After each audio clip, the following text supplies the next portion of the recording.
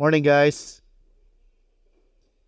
A few years ago, I watched this movie. It's so old, I can't remember the title. And I tried to Google it, and I still couldn't find the title. Okay, but it was an old movie about the history of the cavemen, and it was a comedy. So in this film, there was this little tribe, a small tribe of cavemen, and of course, they're all walking like this, right, hunchback, because of I don't know what level of the evolution they claim that is, right? So they're all walking hunchback. And as they were walking, so the leader of the tribe was this guy who was very big. So he's got like big muscles, big body, and he was, and then the star of the show was this person who was the least respected in the tribe. And his best friend was also the second least respected in the tribe.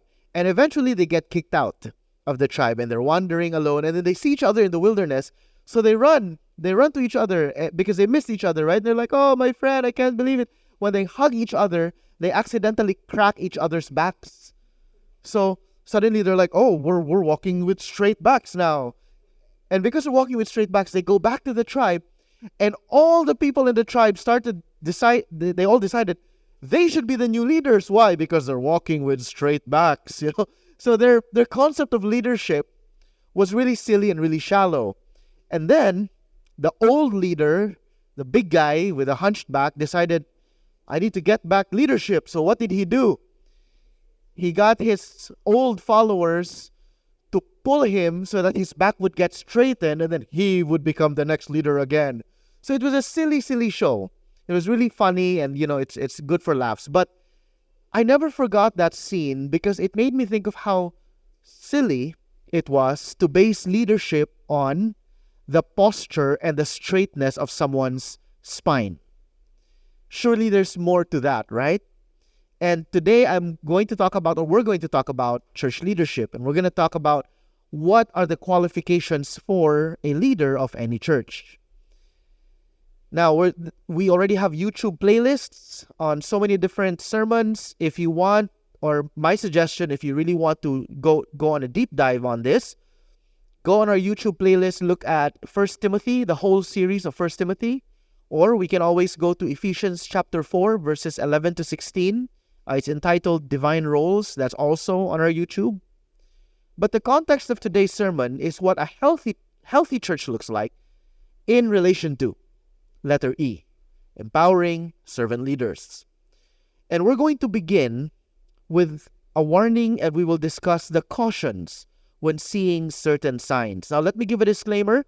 There's a difference between, or when I say be cautious versus beware. Be cautious simply means you enter in with some caution. We're not saying it's sinful, it's wrong, it's all of that. Just be cautious. All right? But when we say beware, then that means you run away. Like that's something that cannot be, okay? So there's a difference between be cautious and beware. Now, why do we do this, or why is this part of the discussion? First, it's because discussing qualifications of leadership is crucial because unqualified leaders hurt churches. Why? Well, because they're leaders, so they will obviously hurt churches if they're not qualified. And second, this is actually one of our pabilins. I still cannot believe this is my last sermon today. But really, more than that, it's really just thinking of when we look for a new church or when you look for another church, what are the things you're looking for in the leadership? Because more often than not, it's the leadership that will actually guide, direct, lead, and eventually dictate the health and the eventual quote-unquote success of any church. Okay? So, we're going to start. I'm just going to read one verse. You don't have to go there. James chapter 3, verse 1 is a warning, which says, Not many of you should become teachers, my brothers, for you know that we who teach will be judged with greater strictness. That's it. James 3, verse 1. So, we really have to make sure that we examine ourselves and the church at large. At the onset, I'll say this. So there's going to be a lot of caution. Be cautious when you see a church with many leadership roles, as if almost everyone is a leader. Because James already said not many of you should be teachers. In other words, leaders. So leadership roles should not be for everybody. There are churches, especially today in our modern age, where there is a worship pastor, ushering pastor, kids pastor, youth pastor, tech pastor, singles pastor, couples pastor, social media pastor. And then after that, there's small group leader, cell group leader, Bible study leader. And they all behave like sub-pastors who have some kind of pastoral authority over the church in general, but not really. Now, that's not necessarily sinful, but be very cautious. Why? Because when he says not many of you should be leaders, he's not talking about the number. He's talking about the principle that many times people are not qualified. Many times. That's just a statistical reality. And many times as well, and human nature says, most people prefer to lead without serving. They want power, position, and prestige. Now, many times now, let me say this clearly. It doesn't mean if the person doesn't have position, he doesn't have influence. It's very possible for people to not have position, but have influence.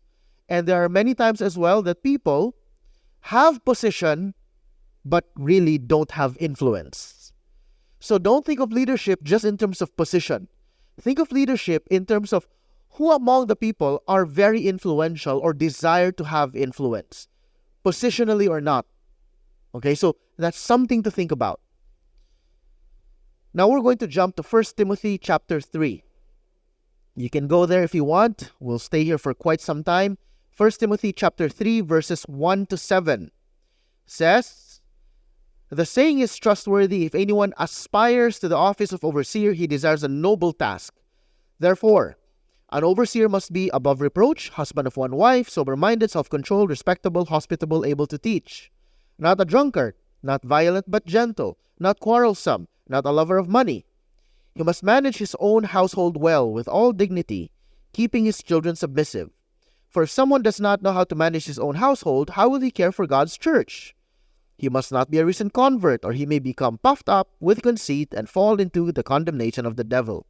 Moreover, he must be well thought of by outsiders, so that he may not fall into disgrace, into a snare of the devil." Long list. We'll go through them one by one. Okay?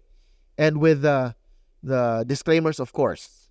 So the first qualification is actually desire. More than anything, it's desire. If a person does not have desire, he should not be an elder, pastor, shepherd, leader. Desire is number one. So he must aspire for office and he must desire the task. And these are two things that are separate, okay?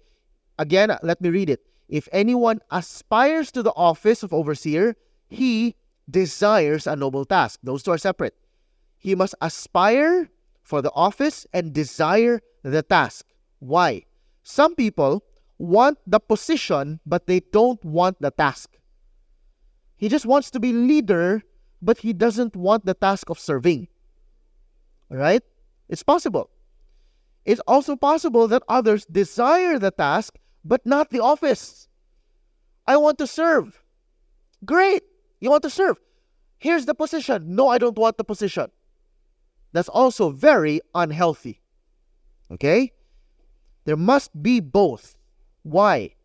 And people say, okay lang man if a person desires the task of serving, but not the position. And I would disagree and say that's actually harmful. Let's use it at a relational level. Imagine a guy says to this girl, I want to love her, care for her, be there for her, always be as a crying shoulder, an emotional support. I want to be there for the rest of your life. So you want to be a boyfriend or spouse? No. Isn't that confusing? And then someone actually comes along and says, what's he to you? Well, he's my support, da-da-da-da-da-da-da. Boyfriend or not? No. So can I court you? I don't know. Why? Because I don't know with him too. It's confusing, right? So you have to understand when it comes to church leadership, it has to be even clearer. There has to be a clear expectation based on the position and the desire and the tasks at hand. Right? So that has to be clear. Must have both. Right? Now, If there are churches that have pastors who are there because of need, necessity, they're forced because, well, may magpastor, sayang, luoy. Right? That's an unhealthy church, and I would say be very cautious. For me personally, this isn't in the Bible, but I would actually say I would rather dissolve the church than have leaders who do not want it or who are just forced to be in leadership positions. Better to dissolve it. Why? Because those people will end up serving the church out of necessity. They will become resentful. They will become bitter. Every time there's an issue, they will say, I did not choose this life. I never wanted to be here. So every time there's a problem, there's a part of their hearts that will say, bahala mo, I never chose this. Your fault why you put me here in the first place because of emotional blackmail. Right? And then the church is going to be unhealthy. Eventually, it will come out in his sermons, in his counseling, in his talking to people. And when that happens, they're going to accuse him of being, mean-spirited, rude, etc., etc. And then he's going to feel like, well, why am I being accused when in the first place? And there you go. And then fights happen and then issues occur. So that is actually a recipe for a very, very toxic, painful church eventually. Additionally, all elders must be men. Now, this is not just caution. This is going to say, I will have to say, beware. Because husband of one wife, women cannot be husbands. Period. Right? Doesn't matter what the world says, what social media says. Okay, so men are men, women are women. How do you know? It's biological and it's in the DNA. All right? That's simple. So if there's a church with a pastora, a woman pastor, run away. This is not be cautious. This is beware. Just run away. Okay? So they cannot be husbands of one wife. Now, if you really think about it, those are the first basic ones, and then the other qualifications come in. And the biggest main catchphrase or catch-all phrase is above reproach. In other words, blameless. In other words, you cannot accuse the person of something. You cannot blame the dude of anything. That's what blameless means. Now, the irony here is, a lot of churches today, there's no real relationship with the leaders, therefore they don't really know the leadership. How can you say that a leader is blameless if you don't know their lives? Agree? This is why the qualification above reproach implies that you know the person, you have a relationship with them, you know how they live, you don't see them only on Sundays and whatever day you have your Bible studies, but you see them all the time. You actually hang out with your leaders. So, be cautious if you've got a church or you visit a church where it's so hard to hang out with the leadership of the church. Pastor, let's meet. When? We have to schedule it 2 months from now. How do you know if the person's blameless? Right? You cannot attest to that for yourself. You have to know their lives. You cannot, or put it this way, you can submit to them, but you cannot hold them accountable. Why? Submission is easy. He says something with his words, you do it. That's submission. But how can you hold them accountable? Right? You can't. Not really. Furthermore, Paul tells Timothy that these leaders should be sober-minded. We talked about this, remember? Mental mastery. Sober-minded, to have self-control. This is in both speech and actions. They must also be respectable. In other words, can you respect the person? What does it mean, respectable? A synonym for respectable is admirable. A lot of people will say, I just respect people in general, right? Like, I respect the person as a human being. You know, that's actually a common phrase that's actually not very practical. Because respect is earned. If respect and admiration are synonyms, you have to earn someone's admiration. You have to earn someone's respect. We don't respect people by default. What do we respect? We respect the law by default. We respect each other's rights by default. But people themselves, that has to be earned. Agree? And we know that when we meet different people, right? Like, how do I know? Well, I got to know them. I get to know them. I need to make sure that I know them for quite some time. We hang out, we spend time together, etc., etc. Right? So that's another thing. They have to be admirable. Here's a question to ask. Just don't think na lang in terms of, do you respect them? Do you admire them? Here's the question. Is that leader worth emulating? Are there qualities in this person in a general holistic sense that you can say, I want to be more like that person because that person I see that person becoming more and more like Christ? That is the question to ask. And again, you won't know this by attending a service once, listening to the pastor preach, and he's like super good at preaching, and you're like, wow, admirable, respectable, worth emulating. How do you know? Maybe you just admire the skill, not the person. You just appreciate the eloquence, but you don't really know if this person has integrity. Right? So you have to get to know them. Hospitable. This is connected to respectable. Hospitable does not just mean they invite you to their home. In fact, that's not really what this means. Please don't think, I will not go to this church. Why? The pastor never invited me to his house yet. So I don't know if he's hospitable. Right? That's not what it means. Hospitality is not about bringing someone to their home. It simply means, in the general principle of it, opening their lives to others. Is the person honest and open and vulnerable about their lives? That's what hospitality means. Okay? They welcome people into their life. They're saying, here's my life, it's an open book. That's why we talked about this last time, remember? And we said leaders are called to be open about their lives. If you ask personal questions and they're always guarded, they're not opening up their lives, they're always like, oh, well, why do you know? Why do you want to ask? Why do you want to know? Why? They're like that. They're not hospitable. And again, you don't know if they're blameless or not because they're defensive. Right? So that's the thing. Now, people will say, well, what if they're just being cautious? Jesus knew he was going to get betrayed and he still opened his life to Judas, knowing 1,000,000,000% chance I'm going to get betrayed for sure. I know it. I've seen it. And he still opened himself up. Right? So that's the call of leaders. There has to be that level of maturity to say, I'm willing to serve, and if I get hurt and betrayed, I get hurt and betrayed. That's just a call on leadership. And that's why, again, not many should be teachers or leaders. They should also be able to teach. This is a skill. Their teaching ability must be clear, relevant, applicable. It shouldn't just be, I used to be so impressed by preachers who come up to the front and talk about the Greek, the Latin, the Hebrew, all of that. Like, wow, real. Now, not so much. Because when you go home, knowing the Greek and Hebrew word of this and that text will not really help you resist sin and temptation.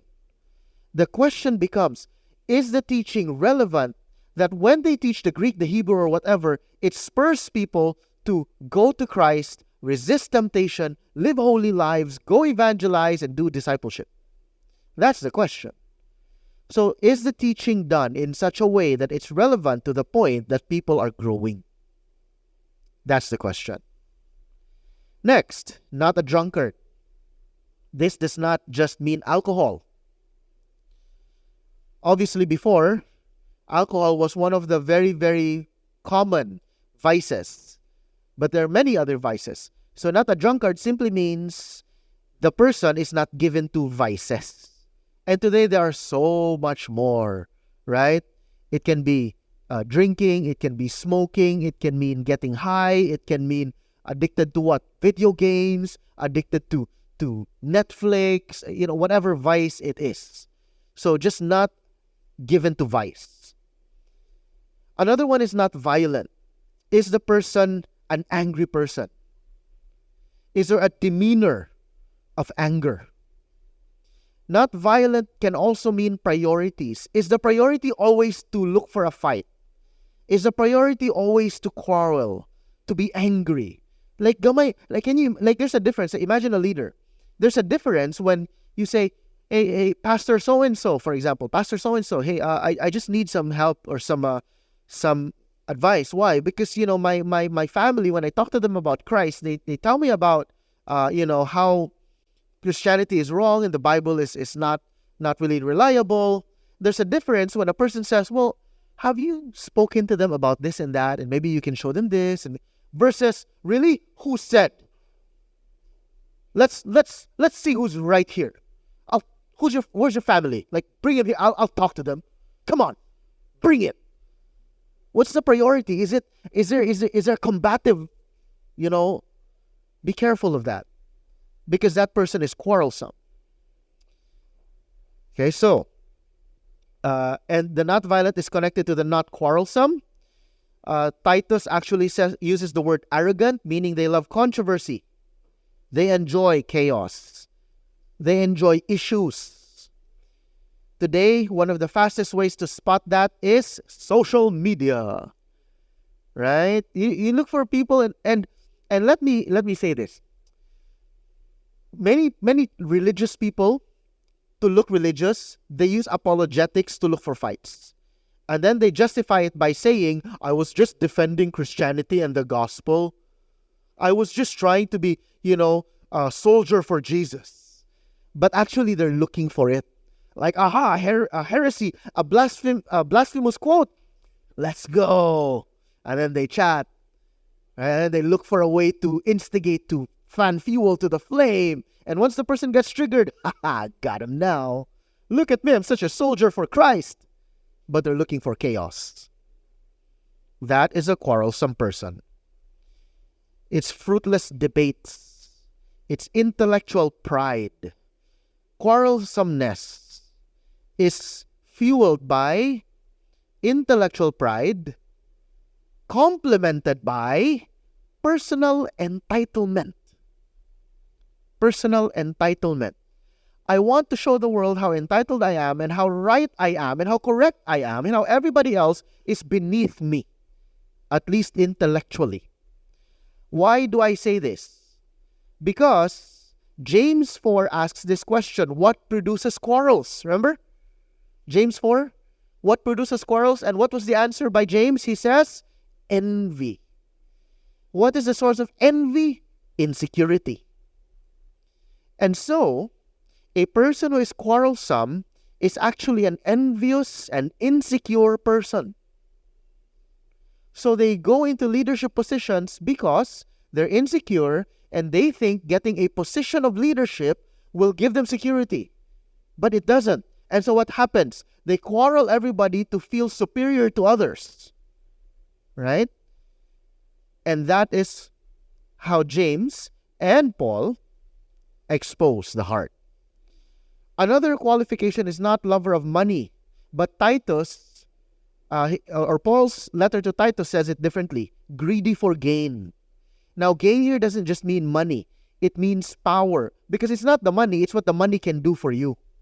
And usually, money allows you certain privileges, right? It allows you to do certain things. So it quote-unquote empowers, in a sense. And so really, beware of leaders who are greedy for gain, meaning they're wanting power, position, authority, and influence. Be very discerning. Be cautious when you find churches where leaders want to build their own kingdoms. It's like, I once saw this meme which said, now this is a fictitious name, right? Because it's a meme. So it's like saying, come to our service today, and then the sermons of Pastor Bob, the books of Pastor Bob, audio CDs of Pastor Bob, podcasts of Pastor Bob. Who are you worshiping? Pastor Jesus, the Jesus. Right? But it's actually Pastor Bob. So be very careful of that. When they crave for this, they build their own kingdoms. One of my biggest red flags is when pastors write books, and then at the very front cover of the book is the pastor, or the name of the ministry is the pastor's name itself. That always gets me a little, because from what I understand, A genuinely devoted Christian who loves Jesus will find it uncomfortable for his face to be right there and his name to be the name of the ministry. They'd be kind of like, ugh. Right? So, even non-believers find it a little cringe. So how come Christians who are pastors would want that? So that's another thing. All right? Next, they must manage their household well. In other words, how will you know if you don't know them personally? How will you know if they manage their own household well if you don't have a real relationship with them? How do you know how they treat their wife and their kids if you don't have a relationship with them? And when you do have a relationship with them, you're going to see how they treat their wife, how they treat their kids. How does the pastor treat them? With respect, love, gentleness? Do they mentor them? Or is it shameful how they treat their wives? Is it shameful how they treat their kids? Are they short with them, impatient with them, scream at them, belittle them? So you have to watch that. 2 more, must not be a recent convert. And this is not just time, but actually the testing of time. Has this person been through a lot? And the problem many times is, there are many churches today, we want more leaders. Okay, go through this material. After that, you're a leader. Congratulations, go. How do you know? How do you know if this person has been tested at all? Like, you go to a material that's what? Like, super thin material that lasts you overnight? What if I read it in 1 day? So I'm a leader now. Is that it? Be careful. Lastly, he must be well thought of by outsiders. In other words, unbelievers cannot deny the person's qualities. Here's a compliment. When unbelievers will say, I'm not really a Christian. In fact, I'm anti-religion and anti-Christianity. In fact, I'm a super atheist. But I cannot deny the fact that this Christian dude that I know, legit. I might disagree with his religion and even his God. And even his faith and everything he stands for. But I gotta respect the guy. Now that's a compliment. That's something you would want to see or to hear about when it comes to church leadership. Now we go to Titus 1. This is what we read earlier. Okay, so they're very similar, and the reason why I put them together is because when we jump to Titus 1, verse 5 to 9, I'm going to talk about the stuff or dwell on the stuff that 1 Timothy does not dwell on. Okay? So, Timothy 1 verse 5 to 9 says, "This is why I left you in Crete, so that you might put what remained into order." Okay, so you might put what remained into order, and appoint elders in every town as I directed you. If anyone is above reproach, the husband of one wife, his children are believers and not open to the charge of debauchery and insubordination. For an overseer, as God's steward, must be above reproach. He must not be arrogant, quick-tempered, drunkard, violent, greedy for gain, but hospitable, a lover of good, self-controlled, upright, holy, and disciplined. He must hold firm to the trustworthy word as taught, so that he may be able to give instruction in sound doctrine and also to rebuke those who contradict it. So it sounds very similar, right? So we're just going to talk about the stuff that we didn't talk about previously. So first, when you visit churches, it's very crucial to ask them how leadership is, or how people enter into leadership in the church. That's something you have to ask. I don't think people will attend church and then that's going to be discussed the moment you attend, right? So you have to ask their leadership. How is it done? Why? If you look here in Titus, church leadership is by appointment. Paul said, this is why I left you in Crete, so that you might put what remained into order and appoint elders. Appoint. So leadership is by appointment. It's not by votation. The sheep does not vote for who their shepherds will be. Did Corinth vote for Paul? Can you imagine Paul? Paul wrote this really scathing letter to the Corinthian church. You guys should repent. If there was a votation, Paul would not have been their pastor. They would all have voted Paul out. Like, kick him out. Like, there wouldn't have been a votation. It would have been a unanimous thing. Like, who would want Paul? No. It would have been like that.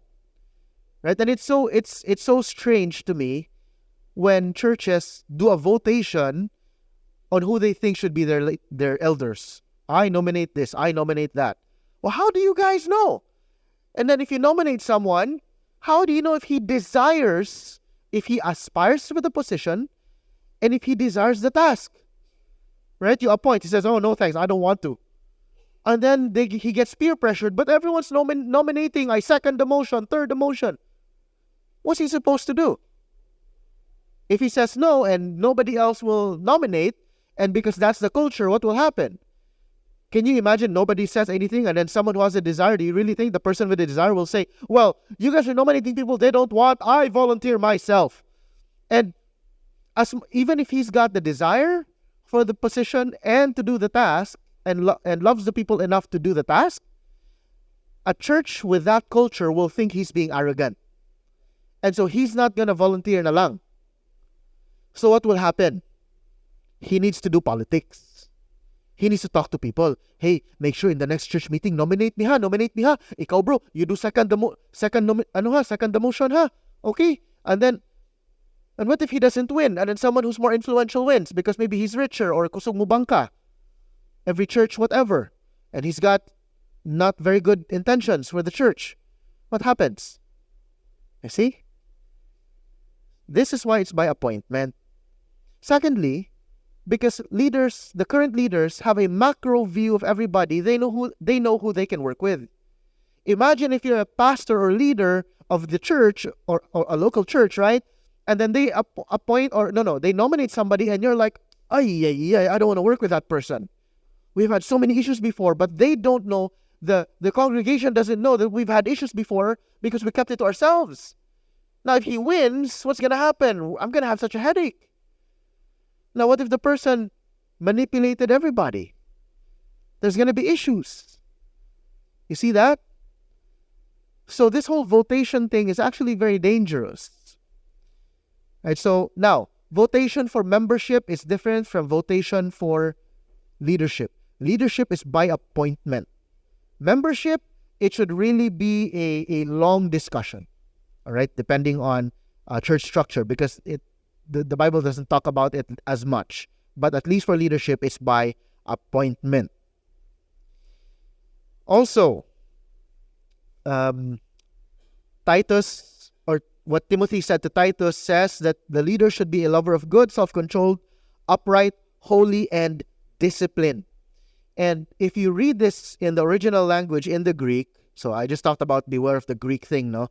But just for the context, right? If you read this in the Greek, these descriptions or these adjectives are not, quote-unquote, separated. It's not like he must be this, and then aside from that, he must be this.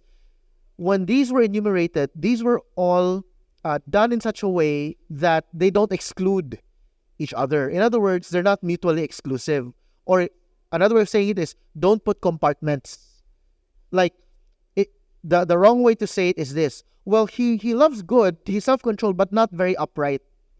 Like, that can't be, right? So, he's saying it as a catch-all phrase. But the principle here is that the person is consistent. Because it's difficult to be holy but not disciplined. It's difficult to be upright but not self-controlled. Or how can you be a lover of good yet undisciplined? Right? So if there's one word to summarize all of it is this person consistent? Meaning, he's not obedient and holy to scriptures today, goes nuts tomorrow, becomes okay again, goes crazy again next week. You know what I mean? Inconsistent. In other words, to and fro by every wind of doctrine. And we talked about this. Doctrine is not just the teaching. It's the lies of the world. Okay, so I will be holy today, sensual again. Holy again, sensual again. Right? That's not consistent. He even says that the person should hold firm to the trustworthy word as taught. So to hold firm means to be stable. To be stable. So, be very, very, very cautious of churches that allow people who enter and exit the pastorate. Pastor today, not a pastor. Pastor again, not a pastor. Pastor again, not a pastor. Why? it means one thing. Well, it means two things. First, the leadership qualities that they look for is not about consistency, integrity, purity of character. They're looking for skills. Right? The person can speak. He's eloquent. He knows how to talk. Right? That's one. But here's the other problem. That means the entire church is not discerning as a church. The entire church doesn't have enough discernment to actually see it and go, why are we allowing this person to jump in and out, in and out, in and out of the pastorate? Right? I'll give you an example na lang. Your friend goes to you, asks for advice. What should I do? Why? I have this girlfriend or boyfriend, depending on your imagination. We break up, like iya kong bogan, and then comes back to me, says sorry. Bogan ko, says sorry. Bogan ko, says sorry. And then the more you ask, the more you find out this is a person. What's the thing that you will think? You'll start to think, this person doesn't love you, dude. Or this person doesn't really care about you or respects you enough because the person's playing with your emotions. In fact, I would assert that this person is enjoying the entitlement he or she has over your life. Why? Here's probably what's going on in the person's head. See how much I can get away with. I can get into this person's life, hurt the person enough, break up with the person, and I bet you guys that if I say, take me back, he will or she will. Why? I'm just that good. You see? That's an entitlement issue. So be very careful when it comes to churches that allow people to walk in and out of ministry and the pastorate like it was nothing. Okay? That's very dangerous. It means that the person has no real respect or reverence for the role and the position, usually reveals a sense of entitlement on the person, and the entire church lacks discernment as a church. And guess what? Churches like those, they will end up having very toxic relationships with their leaders. Because if they go in and out, in and out, in and out, the members will also keep wondering, is he in his sober state today or his more crazy state today? When he says something, is it something I can rely on? Right? Or because leadership is not just pulpit. It's what the person also does outside the pulpit. So imagine, from the pulpit, he's saying all the right stuff doctrinally. But then out of the pulpit, you're hanging out and he says all the weird stuff. And you end up scratching your head. Wait a minute. Behind the pulpit, he's saying all the right stuff. But right now, I'm getting some really weird advice. I'm getting advice from secular thinking and worldly principles. Like, well, should I listen to this? But he's a pastor. You see? So it's very confusing. And then you end up getting confused. Also, be cautious, very cautious, when it comes to churches who have leaders that cannot take correction, or they seem to take correction but fail to correct themselves. So there are two versions. Version 1 is easy to spot. They cannot take correction. You talk to them, why? Do you have any proof? You have any evidence that I did this, I did that? Who are you to tell me? Who are you to judge me? I'm a leader. Don't you know what the Bible says? You give your leaders benefit of the doubt, right? Remember? Where are your two witnesses? Right? Like, they cannot take correction. They just can't. Be careful of that. But here's the second version. The person's caught in doing something wrong. He's corrected. I'm so sorry. I am so sorry. I'll never do it again. You guys are right. Oh, I feel so much shame. The following week does it again. I am so sorry. Again.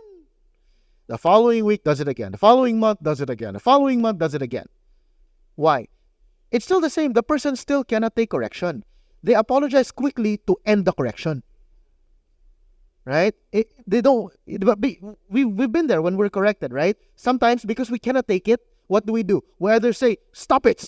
No, we're not talking about this anymore. I don't want to discuss this. That's the fight. The other one is, sorry na. Okay na. No, I just want to, no. It's okay. Humana. I get it. What are we doing? We're stopping the correction. We cannot take it. But we never really listen. So we do it again.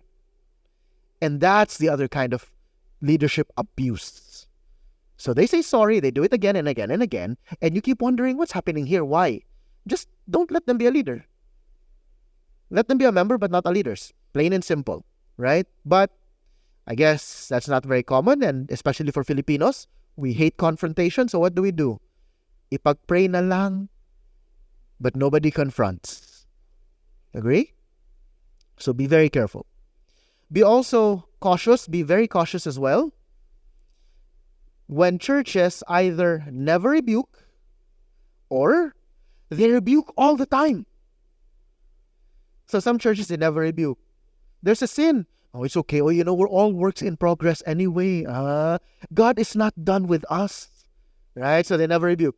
The other extreme is it's nothing but a rebuke. Every week you feel like crap. Right? Like you drag your feet to church because you think, I'm not going to encourage today. I'm going to get rebuked again. Here we go. The moment you sit down, you're all sinners. I knew it. Like, right? Like, there are times God gives comfort, grace, assurance as well. And so it has to be holistic. So be very careful of churches where the leadership never rebukes or just rebukes all the time. Or here's the worst part. That's not the worst. Here's the worst. I know this is the worst, sir. When the leadership rebukes hypocritically. So they tell you to not do something that they themselves are guilty of doing. Right? So they rebuke hypocritically. That's the worst, sir. Here's the worstest. Or the worst. When they rebuke inappropriately. In other words, padungog sa sermon, or really, really bad timing, or nasorry na gani ang tao, lambahan pa jud.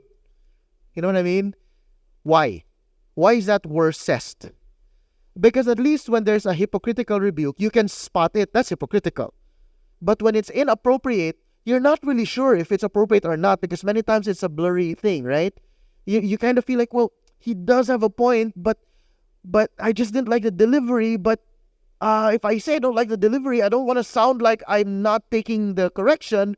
So should I take it? But if I take it and they do it to somebody else who's not as mature as I am in the faith, they may not take it well. So should I go and correct the pastor and say, Pastor, I appreciate the correction, but it was in a very inappropriate way. But if I do that, he might think I'm not accepting, right? You see that? You see the dilemma? So it's more confusing. And more confusing means more deadly. The obvious ones, they're not deadly because once you spot it, you know. And again, the context of this sermon is for you to figure out what church is a healthy church. So, yeah, it takes time. It takes time. Lastly, about consistency. We're still in consistency. I'm not saying beware. I'm just saying be cautious of leaders or preachers who use the preacher's voice. You guys know what that is? Preacher's voice? Preacher's voice is when a person has a way of talking normally, but then once he's behind the pulpit, his personality changes. That's the preacher's voice. Like person talks to you, hey, kumusta na, bro? Yeah, good day. No. And then he goes behind the pulpit, good morning, everybody. Today is a day the Lord has made indeed. What happened there? Split person? Right? Like changed voice, changed personality. Sounds like possessed. So be very careful about that. Why? I'm not saying it's sin, but I'm saying there's a performance level there. Like performance mode siya. And my problem with that is if you're performing behind the pulpit, in what other areas of your life are you performing? Right? If I have the question in my head on Sunday when you are most looked at, then I wonder what you are when nobody's looking. It's a consistency issue. So be very careful lang or be cautious with the preacher's voice syndrome. Now, some older preachers, they do that because that's how they were taught from way back. But we kind of already know that that's not how it's supposed to be, right? Like okay, I'll give you one quick example lang story. I attended this church way back when, and right before the service, I was speaking to this person, and I didn't know that this person was actually the preacher of the day, right? So when we were talking, it wasn't even bro, it was pare, Manila. So pare, oh nga pare, yeah, oh nga. So pare. And then I was so surprised. He went up on stage. I'm like, oh, so he's he's preaching, so he's the preacher. And then the moment he gets up, imagine from pare, pare, pare, and he's like, good morning, everybody. Like, whoa, what happened there? And then right after the sermon, I was like, I started talking to him. It's like, oh, pare, kumusta? Like, it was just really weird. So I kind of knew, that was practice. Right? So just be careful of that. I'm not saying it's sin. I'm just saying be cautious. Okay? Consistency. The problem with that is there's an emotional appeal.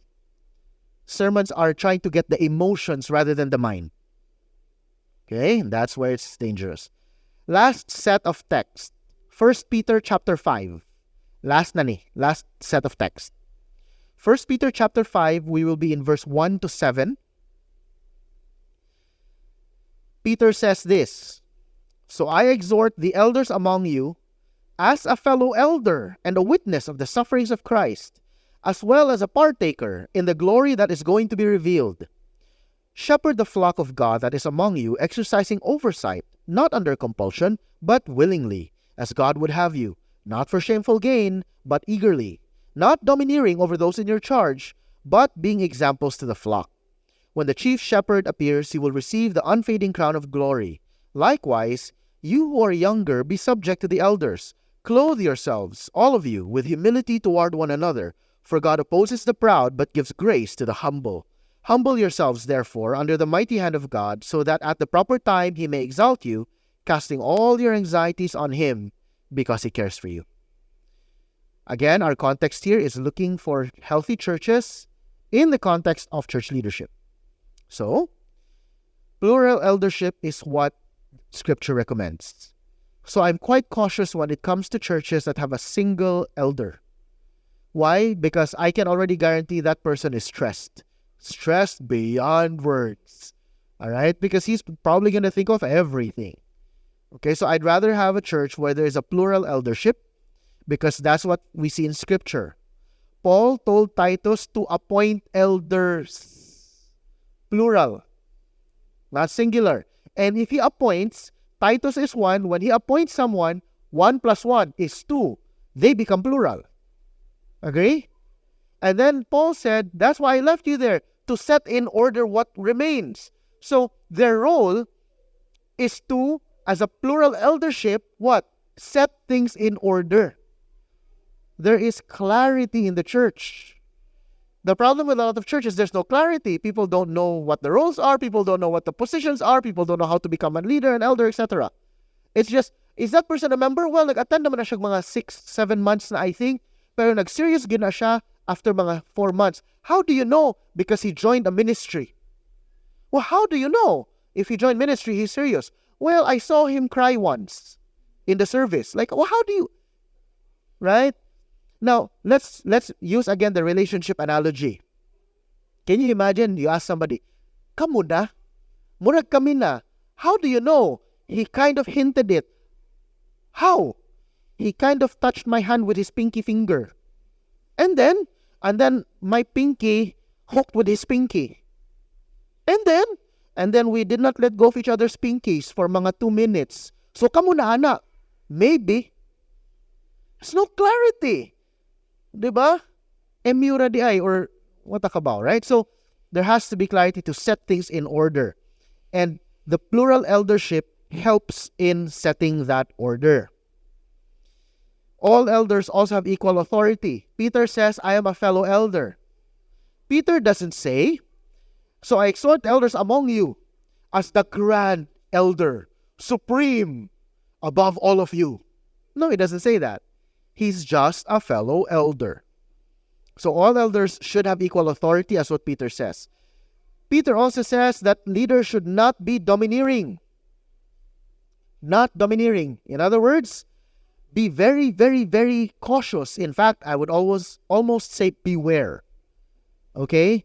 Of churches where their leaders browbeat the sheep, dominate the sheep, compete with their sheep, attack their own sheep. Can you imagine how weird that is? If a shepherd goes inside the sheep pen, pulls out a rod and goes, all right, sheep, let's go, one-on-one. Why? right? You're not being a shepherd then. So be very careful. And how does that look like? Can you imagine, like, Pastor, I have a problem, Pastor. Oh, what's your problem? I have so many struggles in my life. I need some advice. What's your struggle? I'm addicted to Netflix. Can you imagine the difference between, okay, what's your schedule like? What are you doing with your free time? Why are you addicted to Netflix? Instead of that, can you imagine, you know why you're addicted to Netflix? Because you're an addict. Sin has a hold on you. You Netflix addict, idolizer. Oh, you know, Pastor, I don't understand this doctrine. Why? Haven't you read?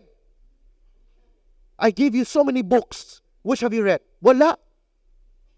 Oh, why are you attending church pa if you're not going to read anyway? Can you picture, like, browbeating the sheep? Be careful of that. And sometimes they'll say it in a very subtle, sly way. Very nice tone, very painful words. Be careful. These are people who are domineering over those who are under their charge. Shepherds are examples. They're not enforcers. So you have to take a very discerning eye and watch very carefully if leaders in a church are trying to be examples or enforcers. And you know how you'll know? There's one simple answer. Watch the reaction of people when that leader comes along. Because when an example comes into their presence, they're excited. Here's our example. Like, okay, you and me na lang, ani na lang. If let's say you're trying to learn a skill. Let's say piano. If someone is trying to teach you how to play the piano, and the person's teaching you this way, okay, follow me, okay, do, and then re, oh, mi, fa, right? And then you, as an example, you're like, oh, this is fun. I can do this. When the person leaves, you're insecure. When the person left, like, oh, I don't have an example anymore. I'm not going to press the right stuff. Agree? So you feel comforted by their presence. Their presence makes you excited. You're like, yes, because they're here, I have an example to follow. But the enforcer, the presence of the enforcer makes you feel afraid. You play, and then they have a ruler. You make a mistake. Ouch! Wrong note. Again. The next thing you know, your hands are so red na. Right? Those are enforcers. So look at the people in the church. When the pastor comes, are they, yay, nana si pastor? Or is it, hala, nana si pastor, hala. See? Example or enforcer. Are they excited to talk to the person? Are they willing to go? I can't wait to talk to that pastor. Why? I have so many questions, and that person always has a way of teaching me where I feel excited, comforted, and I don't feel so stupid. Example. The enforcer, I don't want to ask that guy why. I always feel stupid after I talk to him.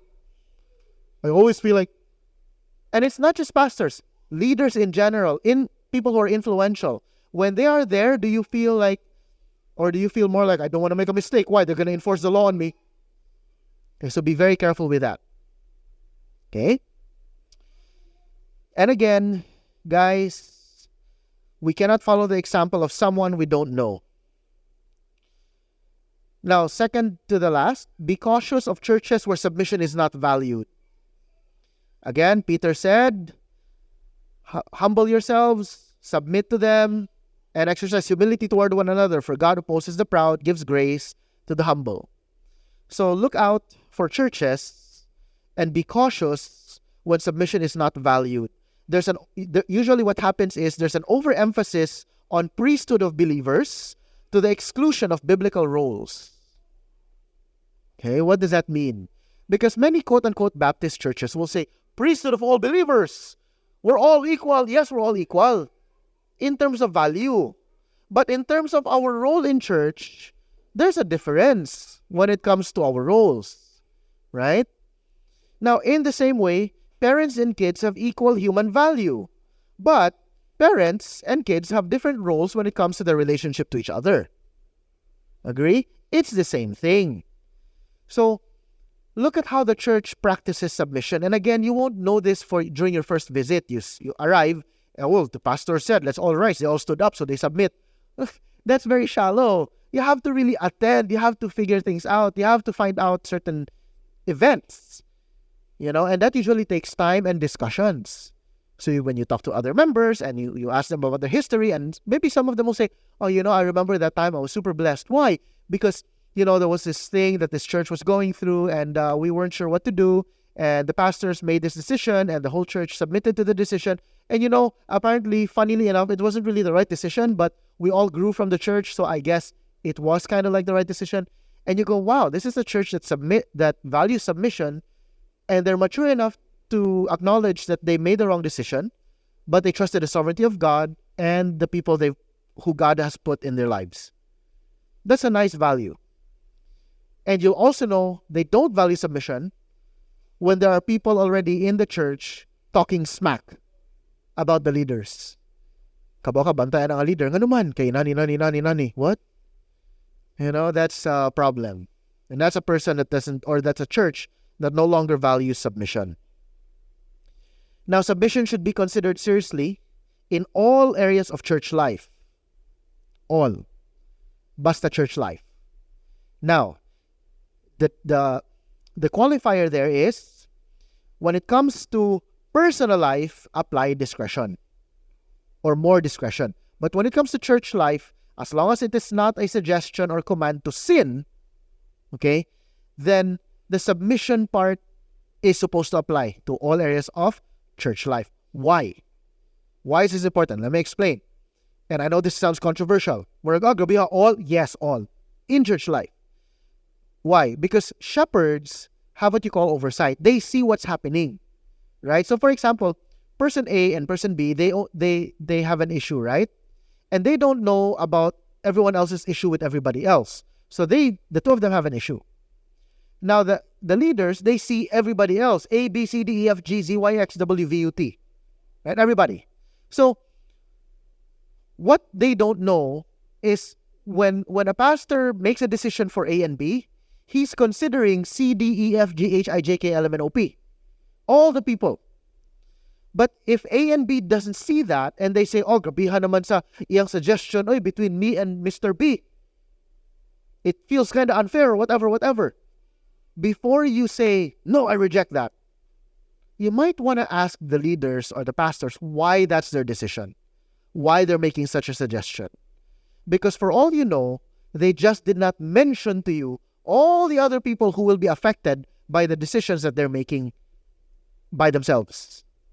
All right?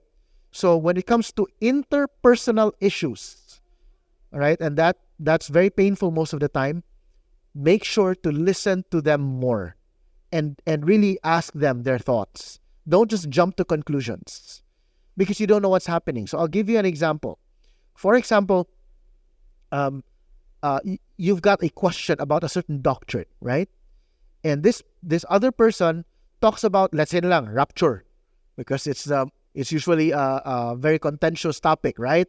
So everyone's like a certain church says, oh, we don't really believe in the rapture so much, and rapture is not something we And then someone comes in and says, oh, I want to teach about what? Rapture. What else do you want to talk about? Rapture. And it's always about rapture. Okay? And then someone says to you, bro, that person ba, sige lang, rapture. Let's not let's not include him na lang sa atong laag kay nani na kapoy kayo, blah, blah, blah, blah, blah. Samok. Right? Now, careful. Why? You don't know. So if someone says to you, talk to the person lang sa and maybe hear him out first and all of that. Or just allow him to visit this and that group or this meeting. And if you go, wait, you don't know yet. What you don't know is 6 people have been ministering to him already. Or for all you know, he talks about it a lot, but in private conversations, he's actually studying it seriously. And he's reconsidering his position. You don't know these things. So don't just put your foot down and go, bahala ka diha. Kaya, no, wait. Listen to the reasoning of the leaders because they have the macro view. Okay? So, kana. Of course, personal life applications like what job to take, who to marry, where to live, those you have to apply more discernment and more discretion because that's your life. You know more about your own life and the ramifications. But within the church, talk to the pastors more. I'm not saying submit right away. I'm not saying don't submit. I'm saying if you're having struggles with the submission, talk to them some more and ask them their thoughts more. Ask them to explain some more. Maybe there's something they see you don't see. Okay? To conclude, and I'm not going to conclude this sermon, I'm going to conclude A, B, C, D, E with only 4 points. Na-shock niyo mo, ano. Okay, so I just want to say just a few things in the context of searching for a healthy church. Number 1, people tend to quote-unquote end their search after 1 or 2 visits. They tend to conclude right away. Guys, di ba kung magpili ka o life partner, di magin na paspason. I'm sure we're in the 21st century. Napabay love at first sight diri nga Walt Disney ba? Pina-enchanted bitaw nga si fell and then got caught by the prince and then we shall be married in the morning. Diba? First meeting pa lang. Right? Don't do that also with your church search. So when you're doing a church search, take your time. Dili pwedeng I attended once, kabaon ako. This is the place for me. Like, wait. Diba? You got to know, you have to get to know the people, get to know the church, listen to a few more sermons, attend the Bible study, take a look at ministry. It takes some time. We have to invest in that. Secondly, okay, actually that was the second point. I went ahead of myself. So you won't really know until you've attended several times, spoken with people, spoken with pastors, joined their gatherings, and most importantly, you're observing their life. You have to go with the intention to observe. Okay, dili na ni kay wa mo ko fellowship, so I just want some feeding right now. Ayo ana. You're supposed to okay, here's the attitude you must have. If you are attending church for your spiritual feeding, there's something wrong with you. Okay? Your primary feeding should be by yourself. You should be the one feeding yourself during the week. So when you attend these gatherings, these are supposed to be, number 1, in obedience to God's command, and number 2, for more of your sanctification. Because we know that we cannot be sanctified apart from the church. But that should not be your primary. Your primary should be yourself. So when you attend church, you have to be observant. Okay? Observe. Number 3, we are called to judge churches. People are like, oh, I'm called to judge. Yikes. We are. The Bible actually tells us to judge, diba? To judge rightly. The truth is this, when you watch movies, diba we judge? And then we read pagani others who judge the movie first before we do, in the form of Rotten Tomatoes. Right? Diba? When you look at Dune, have you seen Dune? Oh yeah, 11 out of 10 sandworms, okay. Sige, let's watch. What do we judge? How come we judge everything except church? You judge a movie that has, and then we're passionate pa about judging movies when it has no life bearing. Diba? So what if you watch Dune or whatever movie, Madam Web, and you didn't enjoy it? So you wasted 2 hours of your life. Oh, di man na. But with church, it's going to affect your life. Judge churches. You're supposed to.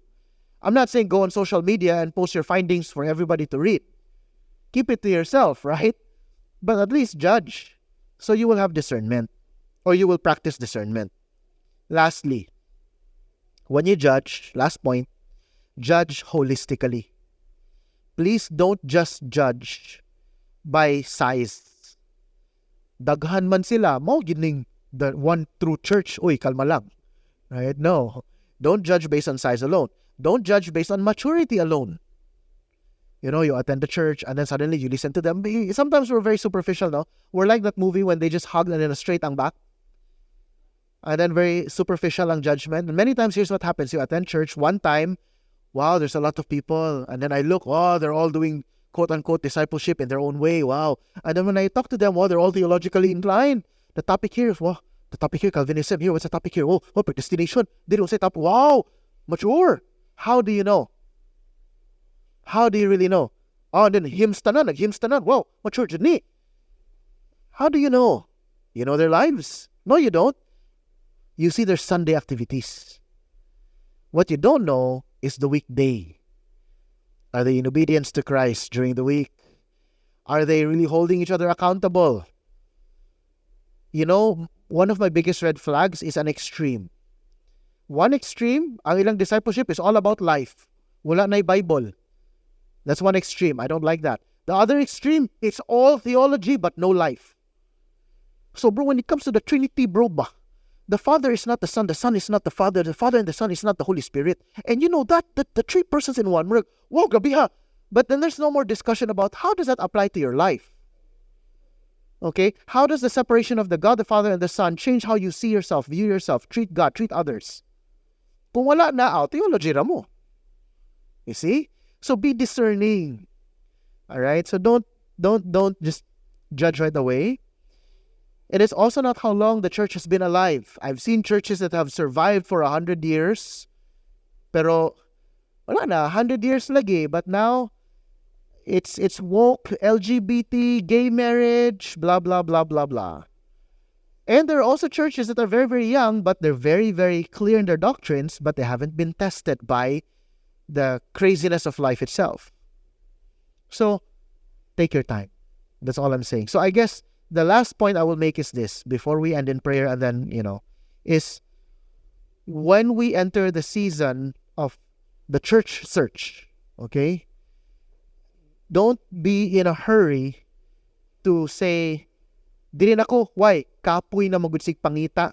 Kapoy na, pila na ka weeks, kasi discern. I don't want to keep discerning. I just want to get into the season of devoting. Unya na, human ako sa discernment, devotion ako. Careful. Okay? Because sometimes mo man last analogy, and I hope this sticks. Kada bitang Mark, I'm just so lonely. Ganahan ako magkauyab. First person nga ni Abot, na di na ko mo discern. Devote na. I'm yours. Whoa. Chill. Okay, hold your horses, right? Sometimes I don't know. I just need a community where I can worship and belong and be with the Lord and His people. Like, counts lang. Okay? Be careful. Because this is a commitment. So, ana lang po. So, as we enter the church search season, let God be God. Let Him be sovereign.